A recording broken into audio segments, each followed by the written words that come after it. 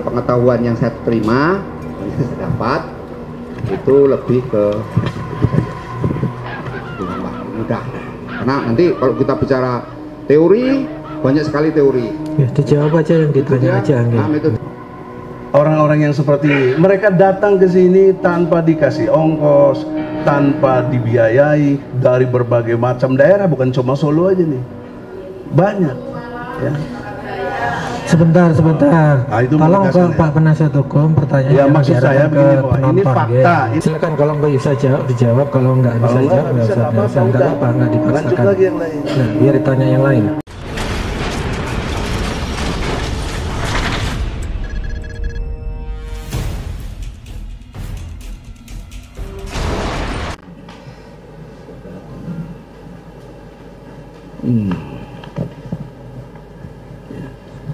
Terima kasih Yang Mulia.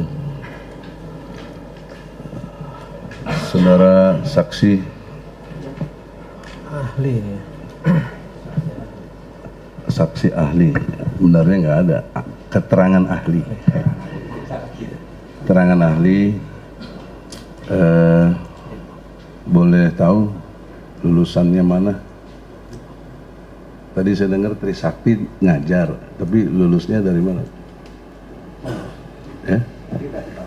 Sudah saya bacakan iya, tadi. Katakanlah terlewat tidak mendengar. Mau dijawab aja dijawab. Alumni mana dulu tadi? S1, S2, S3-nya double dia, dua kuliah di sosiologi juga di hukum ya, kalau nggak salah tadi ya. Iya maksudnya kampusnya yang mana? Yang pertama di antropologi budaya Universitas Gadjah Mada, S1-nya, S2-nya Magister Sosiologi, Magister Sosial Ilmu Fisip UI. Yang ketiga Doktor Kajian Kebijakan Publik Fisip UI. Kemudian di hukumnya S1-nya Fakultas Hukum Universitas Satya Agama Jakarta, S2-nya Fakultas Hukum Universitas Trisakti, dan S3-nya Doktor Hukum Trisakti. Terima kasih Yang Mulia, luar biasa, hebat kampus-kampusnya juga ya. Tapi saya juga punya pengetahuan sedikit lah tentang sosiologi, karena tahun 90 saya masuk program sosiologi di Technische Universität Berlin ya, Jerman. Jadi jago-jago sosiologi kita ngerti lah. Saudara saksi, dalam pendekatan ilmiah ada dua elemen penting kategori itu disebut ilmiah. Mungkin kita samakan dulu persepsinya, sehingga pembicaraan kita ini betul-betul bersaksi sesuai yang Anda bilang dalam sumpah, sebenar-benarnya, sebaik-baiknya sesuai pengetahuan. Nah, pertanyaan saya, apa dua elemen penting dalam kategori kegiatan ilmiah? Saya jawab? Ya. Kategori ilmiah itu, ya, ini karena yang keras sedikit. Mulia karena Bapak ya, Bapak ya rekan. Jadi menanyakan.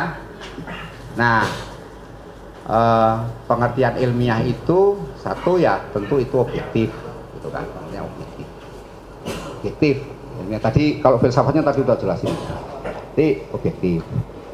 Yang kedua itu bisa ada buktikan, bisa dibuktikan. Kalau bahasa ini diverifikasi. Nah, jadi untuk menyatakan karena kebenaran kan, intinya kan gitu Pak. Jadi sepanjang itu objektif, sederhananya objektif, nah itu bisa dibuktikan. Itu cukup itu. Ada yang lainnya, misal diobservasi, itu sifatnya empiris, itu sifatnya, itu banyak itu ambil-ambil ininya. Tapi dalam pengetahuan yang saya terima, yang saya dapat, itu lebih ke lebih mudah. Karena nanti kalau kita bicara teori, banyak sekali teori. Ya, dijawab aja yang ditanya aja. Metode saja. Ya, tadi metode ilmiah tadi. Ya. Persepsi saya itu tindakan berpikir ilmiah, objektif, sistematis, kemudian toleran, jujur, benar, adil. Yang saya maksud elemen ilmiah itu dua yang saya maksud adalah metode dan yang kedua istilah. Karena semua begitu, mulai kita belajar kaji metodenya apa, kemudian istilah-istilah apa yang dipakai. Nah, di sini dikaitkan dengan metode, saya melihat Anda bisa dari deduktif ke induktif. Nah, saya mencoba dari induktif ke deduktif dan membangun istilah-istilah. Nah, dalam keterangan Anda sudah meyakini dengan pendekatan ilmu sosiologi tadi caranya objektif. Tapi dalam paparan Anda tidak objektif. Di mana tidak objektifnya? Satu, apa yang ditanyakan jaksa tadi soal dampak. Gitu. Bisa menimbulkan keonaran, keresahan, istilahnya sampai ada tingkatannya tadi, kita mendengar semuanya. Sampai kepada anarkis juga. Ya, anomi yang paling tinggi, chaos itu. Nah, sisi lain, Anda tahu nggak dampak dari ini? Kami nggak gelisah, kami senang, kami happy, karena kami akan lihat benar nggak nih Jokowi jalannya asli atau palsu. Nggak ada yang gelisah, betul? Nah, ini fakta sosiologis namanya. Kumpulan individu-individu. Kenapa Anda cuma satu pihak timbul kegelisahan? Enggak, kita happy kok. Karena kalau ini terbukti, itu punya baru yang disebut dengan akibat hukum. Nah, itu istilah ya, dan metodenya udah berbeda kita. Tapi Anda di sini, menurut istilah saya, Anda melakukan penyelundupan sosiologi, ya. Jadi ada yang diselundupkan oleh Anda, nggak diterangkan secara ilmiah tadi. Maka oleh karena itu, bagaimana Anda memandang, pertanyaan saya, orang-orang yang seperti mereka datang ke sini tanpa dikasih ongkos, tanpa dibiayai dari berbagai macam daerah, bukan cuma Solo aja nih, banyak. Ya. Sebentar. Nah, itu tolong ke Pak Penasihat Hukum, pertanyaan. Ya, maksud saya begini, Pak, ini fakta sosiologis, secara individu datang ke sini dengan penuh sukarela, bukan dengan kegelisahan. Bagaimana menerangkan ilmu tadi kepada mereka ini dan saya di sini semuanya? Ada ilmunya. Yang ditanyakan apa yang ditanyakan? Ya itu tadi, apa ilmu Anda menjelaskan istilah-istilah apa yang Anda bisa terangkan kalau ini tidak ada kaitan dengan kegelisahan. Justru happy kita ke sini. Ya. Bahkan tanpa disadari polisi, jaksa, hakim mestinya happy. Kenapa? Karena dapat kerjaan ada kayak begini. Kalau nggak dapat kerjaan, kau juga. Ya, ini soal happy. Jangan dibantah-bantah tadi. Ini karena ahli, silakan dijelaskan menurut keahlian saudara. Sesuai keahlian. Kita juga ahli lah. Tadi kan. Nah, oleh karena itu, yang mulia, mohon dengan hormat yang mulia, mulia nanti menjembatani aja menilai. Ini kan dia merasa pakar tadi. Anda bilang pakar, ahli. Nah, pakar apa yang Anda bisa menerangkan fenomena sosiologi ini? Yang tidak gelisah ini tadi. Ya? Tidak gelisah apa? Anda belajar nggak sampai situ? Silakan, kalau nggak bisa jawab dijawab, kalau nggak bisa jawab nggak dipaksakan. Lanjut lagi yang lain. Nah, biar ditanya yang lain. Oke. Kalau bisa dijawab, kalau nggak, kalau saudara tidak mau menjawab, ya itu hak saudara. Baik yang mulia, karena ini sharing ilmu, saya anggap sharing ilmu. Ya, jadi ilmu itu tidak absolut, pasti ada kekurangan. Nah, berarti pendapat Anda tidak absolut. Iya, nggak absolut. Ya, makanya ada sisi lain. Maka saya ingin tanya satu aja, Pak. Sebentar, biar ahli menjelaskan dulu pertanyaannya. Jadi nanti mengenai kebenaran apa, Pak Beliau Hakim, saya kan hanya menyampaikan menurut ilmu yang saya baca. Nanti kalau memang ada, silakan aja panggil yang lain. Panggil aja yang lain, nanti berpendapat saya yang nggak nanya yang lain, yang saya tanya Brother Trubus, saya tanya bagaimana Anda dengan pendekatan metodenya, silakan dan dijawab istilahnya apa dalam sosiologi, sesuai kewajiban saudara sebagai ahli di sini, ya jelaskan. Kalau memang tidak bisa dijawab, nggak usah dijawab, terserah Anda. ini bukan forum debat, saya sekali lagi ingatkan ini bukan forum debat, ini kita mencari masing-masing mencari kebenaran. Nanti ada bandingannya, silakan nanti kalau dijadikan aksi yang lain, saksi ahli yang lain monggo. Tapi sekarang Anda yang ditanya, sekarang Anda di sini, Anda yang ditanya. Sepanjang pengetahuan Anda bisa dijawab, silakan dijawab. Okay. Intinya aja, biar nggak usah melebar kemana-mana. Nggak apa bro, kalau nggak jawab itu sudah, kita lanjut yang lain. Tadi yang mulia sudah saya jelaskan tadi ya. Sudah itu tidak menjawab, Anda menerangkan yang bukan saya tanya.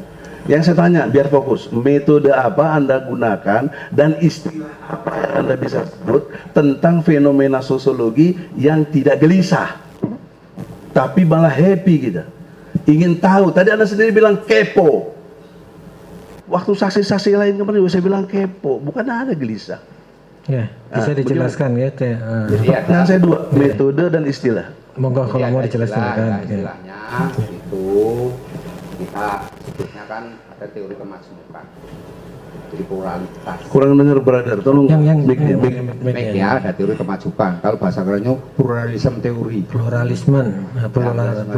Jadi orang itu dalam masyarakat itu ada yang istilahnya bahasa keren, ada yang berpendapat berbeda, ada yang punya pendapat, itu masing-masing.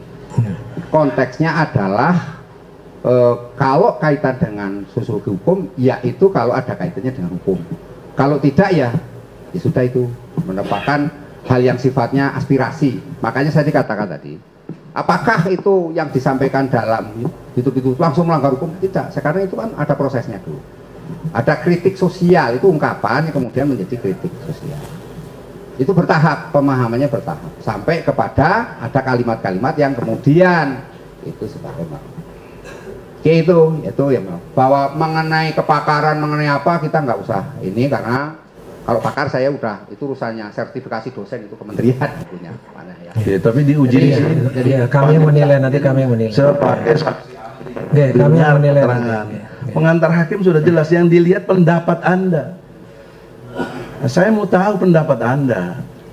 Ya itu pendapat saya sudah. Ya, belum menjawab. Anda nggak jawab metodenya apa, Anda nggak jawab istilahnya apa. Enggak, yang ditanya tadi metode dan istilahnya yang ditanya, bisa dijawab. Terhadap orang yang happy, nggak gelisah. Tadi kan kegelisahan, menimbulkan kegelisahan. Nah, sekarang yang ditanya kebalikannya, ada yang tidak gelisah, ada yang happy dan tidak gelisah. Nah, teori apa dan istilah apa yang bisa metode apa yang bisa saudara sampaikan di sini? Itu intinya dua aja, metode dan istilah. Ya. Jadi yang pertama kan tadi saya sebutkan teori. Teorinya kan teori pluralisme teori tadi. Jadi dalam masyarakat itu tidak sama, semua harus sama, seragam. Ada perbedaan-perbedaan. Jadi itu dalam sosiologi. Nah, metode apa yang bisa disampaikan? Itu adalah metode sebenarnya kepada ini apa? Kalau bahasa sosiologinya itu, ini saya mau menerjemahkan supaya sederhana dipahami orang. Kalau enggak, nanti terlalu ilmu saintis. Jelasin aja. Oke, silakan. Jelasin aja. Tolong penonton tenang, ya. Jadi metode yang digunakan itu adalah metode keilmuan yang mendasarkan pada faktanya itu. Fakta yang diyakini oleh seorang ahli, seorang pakar berdasarkan keilmuan yang dipelajari selama ini. Itu bukan metode. Nah, udahlah. Beda, nggak apa-apa lah. Ya, jadi saya lanjut. Itu menurut Pak Saksi itu ya. Kalau berdasarkan fakta itu namanya observasi. Bukan metode, gimana sih? Ya, itu kan perbedaan pendapat. Istilahnya apa? Istilahnya apa? Istilah belum dijawab, istilah. Apa? Istilah tadi kan ada dua pertanyaan, metode dan istilah yang digunakan. Tadi kan istilahnya kan istilahnya kan kemajemukan. Itu teori pluralisme, nggak ada kaitan dengan ini. Pluralisme itu kemajemukan. Nah, ya kan majemuk. Nah, pertanyaannya, oke, saya ikuti logika Anda. Kalau Anda ngerti ada pluralisme, kemajemukan, kenapa Anda stereotip satu saja yang disebut dampak negatif? Kenapa? Kenapa nggak disebut ada pluralisme? Dijelaskan. Saya juga punya ukuran hukum. Nah, Anda tadi bisa menerangkan yang disebut dengan onar kegelisahan, meningkat menjadi kacau, meningkat jadi anarkis, meningkat jadi anomi, belum lagi sampai chaos. Itu saya juga bisa menerangkan. tingkat kesenangan mereka secara fakta sosiologi, mereka adanya simpati dengan sehingga ikut prihatin menghadiri sidang ini. Yang kedua, meningkat jadi empati. Empati itu ikut merasakan penderitaannya dan membantu, berkorban karena dia ditahan dan perlu biaya dan banyak yang membantu. Empati. Dari empati sekarang muncul datang namanya solidaritas. Saya bisa berteori yang beda dengan Anda tadi. Kenapa Anda nggak sebut ini? Seolah-olah Hakim Dasma terpengaruh. Benar teori Anda. Nah itu oke lah. Kalau kita beda banget ya sudah. Tapi begitulah. Kita diuji pendapat kita kan. Ya, tapi yang saya uraikan ini fakta. Sementara itu nggak kejadian. Mana kekacauannya? Mana ininya apa? Sampai anarkisnya nggak ada. Dan dalam konteks masif tadi, ya, menurut saya dalam pandangan, namanya kita berpendapat, ya, kasus ini. Ya, kita berkomunikasi.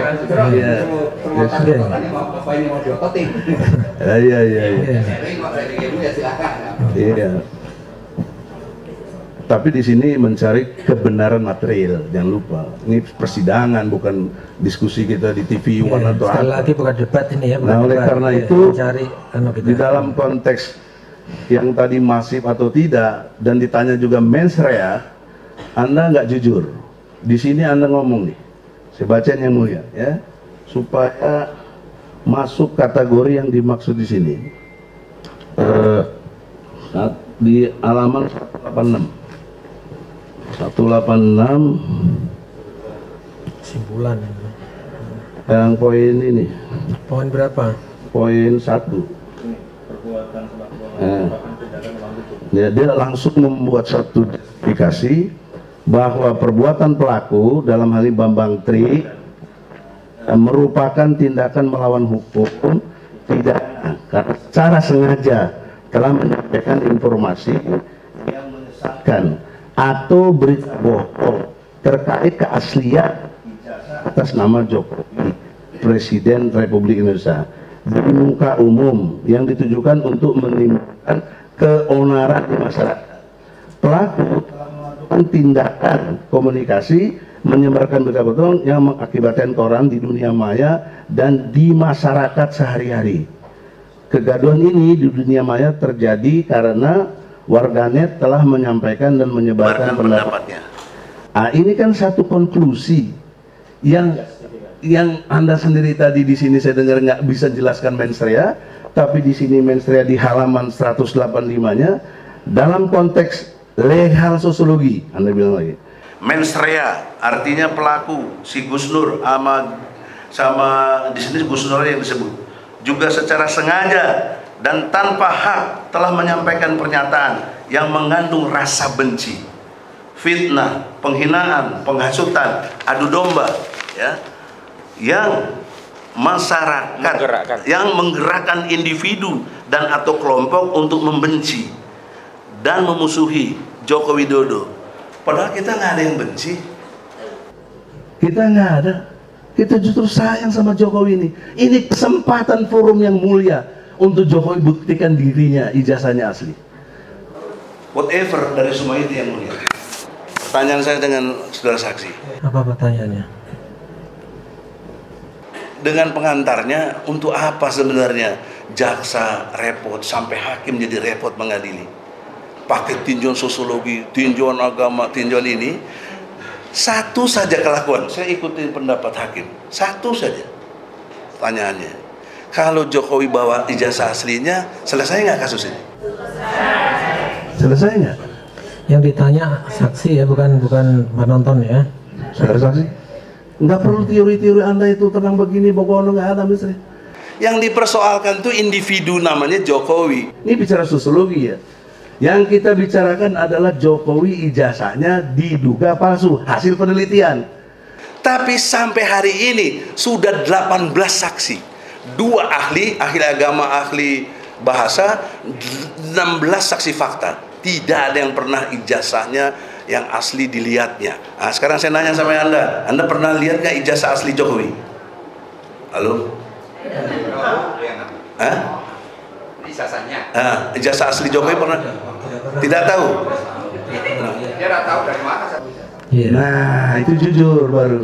Tapi kenapa kejujuran Anda tutupi, bahkan Anda nodahi dengan satu kalimat menuduh dia sudah menimbulkan kebencian, fitnah, bohong, segala macam. Anda sendiri nggak pernah lihat yang asli. Mohon dipahami, saudara penasihat hukum, di sini ahli berpendapat, bukan menuduh ya, berpendapat. Iya, memang berpendapat, masa pendapatnya tidak sesuai dengan pengetahuan yang dia lihat, yang dia dengar, yang dia ketahui. Dia tidak mengetahui, dia tidak pernah lihat ijazah asli. Kenapa berpendapat menyalahkan ini? Bohong dong. Ini jelas. Apa Anda mau cabut nggak keterangan ini? Ini aja saya tanya. Ini memang ada keterangan saudara di dalam BAP. Itu keterangan saudara tadi kan katakan saudara berikan diketik oleh ya, bukan pendapat dari penyidik, bukan disodorkan, bukan ya. Saudara jujur di saudara menerangkan, bukan di saudara ini loh. Saudara menyetujui, bukan. Tadi dari keterangan saudara tadi dibacakan oleh penasihat hukum Bang Egi tadi, perbuatan pelaku Bambang Tri merupakan tindakan melawan hukum pidana. Ini saudara waktu ditanya mengenai secara legal sosiologi, perbuatan pelaku Bambang Tri merupakan perbuatan tindakan melawan hukum sengaja menyampaikan informasi yang menyesatkan atau berita bohong terkait keaslian ijazah. Nah, ini keterangan saudara sendiri atau bukan? Keterangan saya, pendapat saya didasarkan pada keterangan cabut di atasnya. Kan itu ada kepala sekolah menjelaskan. Oh, di atasnya ada pengantarnya. Ya, ada pengantarnya itu pendapatnya Pak Kiai juga ada Pak. Oh, saksi-saksi sebelumnya, saksi fakta. Kan saya baca dulu. Ada pendapat saksi fakta disuruh baca dulu. Saksi fakta, saksi ahli agama, terus ada kepala sekolah, semua saudara baca. Terus saudara disuruh menyimpulkan, memberikan pendapat sesuai legal sosiologi. Itulah pendapat saudara. Berarti ini tetap keterangan saudara ya? Nggak dirubah ya? Ya. Nah, pertanyaannya, yang lain. saudara saksi berpendapat berdasar referensi ya dari yang sebelum-sebelumnya tadi, tapi tidak diuji seperti di pengadilan. Kita sudah uji 16 fakta orang, 2 keterangan ahli, profesor, kiai haji untuk agama, untuk yang bahasa profesor. Mereka nggak ada yang pernah lihat ijazah aslinya Jokowi. Kamu pernah lihat? Enggak kan? Enggak. Lu kenapa berani bilang?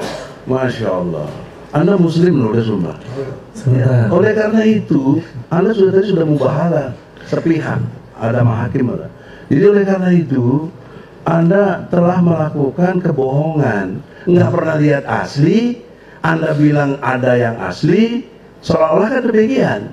Ini palsu. Bagaimana Anda menjawab pendapat apa? Silakan, kalau nggak menjawab juga nggak apa-apa. Ini yang mulia. Ini menyangkut pertanyaan soal ijazah palsu. Ijazah palsunya. Kalau ijazah palsu itu kita, karena saya ini kan pendapat ahli, bukan pendapat saksi fakta. Jadi harus dipahami dulu. Jadi saya punya ahli. Ya, ahli juga nggak boleh sembarangan, harus sesuai fakta. Biar menerangkan dulu, biar ahli menerangkan dulu. Biar menerangkan dulu. Oke. Enggak. Jadi itu berdasarkan pendapat yang ini. Terus saya berpendapat kan gitu. Bapak. Ya. Itu ya bilang. Ya karena saya kan tidak sekolah sempat ya. Itu fakta, itu saksi fakta bukan. Ya, nggak sampai ke intinya begini ya, saudara saksi tadi memberikan keterangan legal sosiologi, itu didahului ditunjukkan keterangan saksi-saksi sebelumnya, itu kan saksi fakta. Dan sebelum memberikan pendapat kan harus mengetahui faktanya dulu kan ya. Setelah mengetahui fakta dari saksi-saksi dan ahli, saudara memberikan pendapat seperti itu. Intinya pendapat ini tetap saudara pertahankan atau diganti? Tetap pertahankan itu. Kali saya melakukan itu. Ya, tetap itu pendapatnya. Oke, jadi tetap. Oke. Jika Anda tetap, maka Anda berpendapat di atas satu keterangan yang tidak ada fakta. Kan nggak ada ijazah aslinya. Anda nggak pernah lihat. Bagaimana Anda menerangkan ilmu sosiologi, individu orang seperti Anda ini bicara yang tidak sesuai fakta? Apa nama istilahnya orang ini? Sebentar Pak Ketua Majelis, mungkin Ilmunya itu tadi ingat ada istilah. izin Silakan. saya potong. Udahlah, udah kita tahu lah. Nah, kemudian, oh iya, Saya hanya mau protes juga kepada Ketua Majelis Hakim. Jadi begini Bapak, mungkin keberatan penasihat hukum itu bisa Bapak jelaskan di dalam pasal 165 ayat 4 itu nanti mungkin dari penasihat hukum bisa menghadirkan saksi yang mendukung dari pendapat penasihat hukum terdakwa. Jadi semua Bapak selaku Ketua Majelis Hakim, saya bacakan ya pasal 165 KUHP.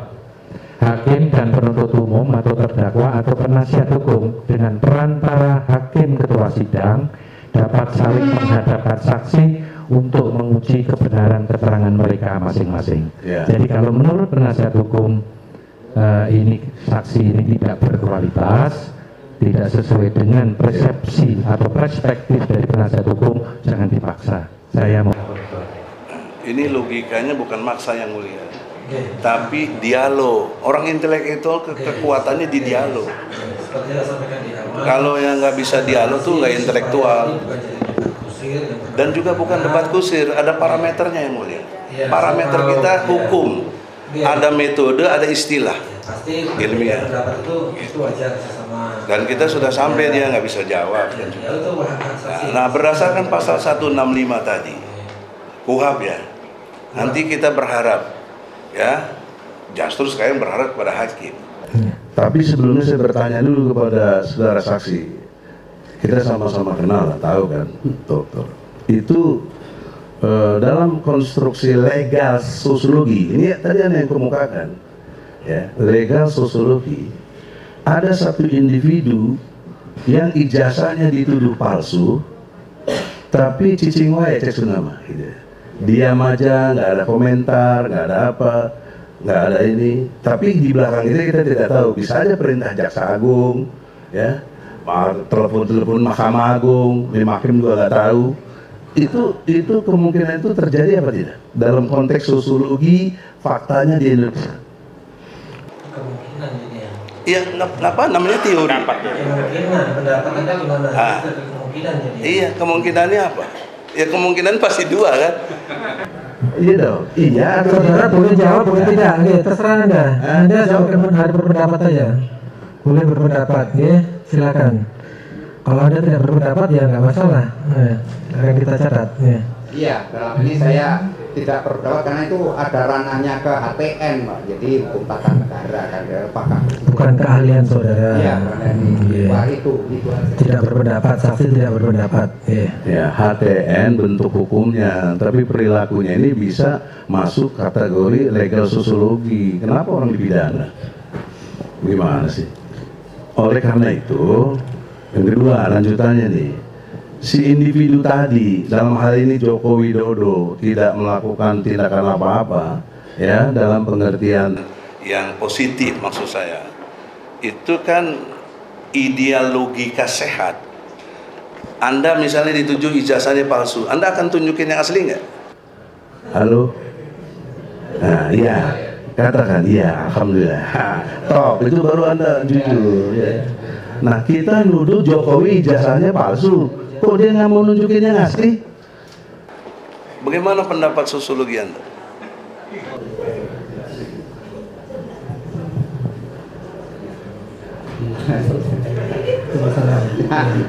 Oh, nggak dijawab, kalau nggak bisa dijawab nggak apa-apa.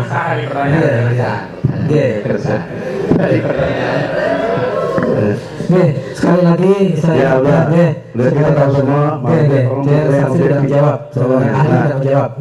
Oleh karena itu, atas dasar ini dia nggak bisa jawab. Juga mungkin jaksa juga nggak bisa jawab. Kalau bisa tolong jawab, kan nggak bisa juga. Nah, saya meminta kepada hakim, jangan masuk Jokowi ini masuk obstruction of justice. Nah, menghalang-halangi persidangan ini, harusnya selesai. Kalau dia datangkan ijazahnya harusnya selesai. Nggak perlu berada dia melanggar ajas pidana dalam konteks peradilan ini sidang yang sederhana, cepat, murah. Ini udah bertahun-tahun yang mulia. Jadi yang mulia, permohonan saya yang mulia untuk saksi ke depan melalui kewenangan tadi ada saksi Nurwindu harus didatangkan karena itu penting dalam perspektif terdakwa, ya. Dan yang kedua, kami minta Jokowi didatangkan. Bawa ya. Itu baru clear. Penonton tenang. Itu kewenangan hakim. Sebagaimana kita minta penangguhan kita kabulkan, ya sudah, dia nggak mau lagi minta. Sekarang saya minta dengan hormat panggil Jokowi minggu depan. Iya.